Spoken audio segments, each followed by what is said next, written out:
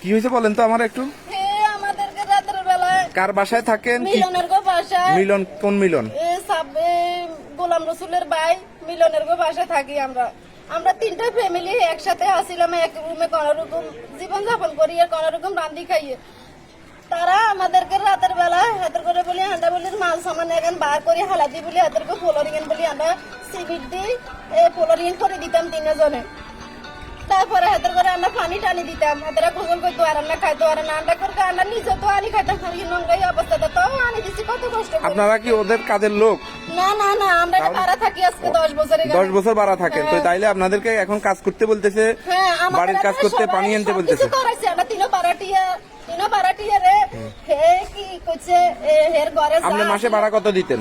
মাসে আমি 3,500 টাকা এর ভাড়া দিই। আচ্ছা ঠিক আছে। তাইলে এটা হচ্ছে গোলাম রসুল মিয়ার ভাইয়ের নাম কি ওনার? মিলন। মিলন, এটা হচ্ছে উকিলপাড়া মসজিদের পাশে। হ্যাঁ মসজিদের পাশে। আচ্ছা ঠিক আছে। রাতের বেলা হের মায়ের এজি তারপরে হে মহিলা সব আসি আমাদেরকে তিনো বারাটিয়ারে মারি দৌড়ি রাত্রে তারা মারি আনারে বার করে দিছে। সাদে কিছু উপরে সাদে পিস্টিলে বইতে মারি না আর হিতি কর আয়া তোরা আমরা ঠ্যাংসা যদি তোর আসতে তাহলে চাপে দিমু।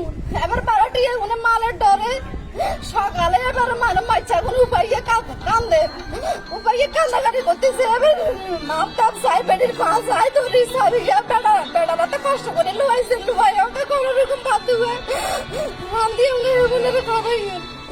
আমার ভাই আজকে দিনের ভিতরে আমরা মাল সামান 1 টাকার মালও তোরা নিতে হতি না, মাল বাসায় থাকবো তোরা কোন মিশে মিশে তোর বাচ্চা গাইছে 3 ফ্যামিলিতে। দর্শক, আমার ভিডিও স্ক্রিনে এতক্ষণ যাকে দেখছেন তিনি পশ্চিম উকিলপাড়ায় গোলাম রসুল সাহেবের ভাইয়ের বাড়িতে ভাড়া থাকে। তো আমাকে এই রাস্তায় এই কোমর সমান পানিতে পেয়ে ওনার অভিযোগটুকু জানিয়েছে। তো ইনশাল্লাহ একটু পানি কমুক, এটা ব্যবস্থা ইনশাল্লাহ আমরা আইনানুগভাবে নেব। আমি এটুকু আশ্বস্ত করেছি ওনাকে। আর এটি আসলে অমানবিক একটা ঘটনা, এটা আসলে আমি ভাষায় প্রকাশ করতে পারছি না। এই অবস্থা তিনি দেখেন, আমি আপনাদেরকে একটু দেখাই। এই হচ্ছে এই মহিলার অবস্থা। উনি উকিলপাড়া থেকে এই জায়গায় আসতে মিনিমাম আধা ঘন্টা সময় তো লাগছে না। এই আধা ঘন্টা পানিতে উনি পানি ডিঙিয়ে থানার দিকে যাচ্ছে। তো আমি বললাম যে এখন আসলে থানায় গিয়ে কোনো লাভ হবে না, আপনি আপনার অভিযোগটা আমাকে দেন, আমি ব্যবস্থা নেব ইনশাল্লাহ। তো প্রিয় দর্শক, এই ছিল আসলে আমাদের ফেনীর কি বলবো, আসলে কিছু অমানুষের কারণে আমাদের ফেনীর বদনাম। কিছু অমানুষ, এই মানুষগুলো আসলে মানুষের লেবাস ধরে মানে অমানুষ আমাদের সমাজে বাস করে। তো এদের জন্য আসলে ধিক্কার ছাড়া আসলে কিছুই নেই।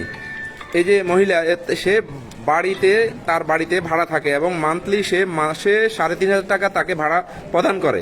কিন্তু দিন শেষে দেখা গেল তার এই বিপদে তাকে যতটুকু পারছে এই মহিলা সহযোগিতা হচ্ছে, তার পরিবার সহ আরো বাকি 2টা পরিবার ছিল, তাদেরকে সহযোগিতা করার পরেও এখন তাদের জিনিসপত্র বের করতে দিবে না, তাদেরকে মারধর করতেছে, এরকম জঘন্য কাজ করছে। তো ইনশাল্লাহ আমাদের ফেনীর যে ইয়াটা আছে ইন্টারনেট চালু হলে অবশ্যই আমি এটা ফেসবুকে দিব এবং আইনানুগ ব্যবস্থা গ্রহণের চেষ্টা করবো ইনশাল্লাহ। আসসালামু আলাইকুম।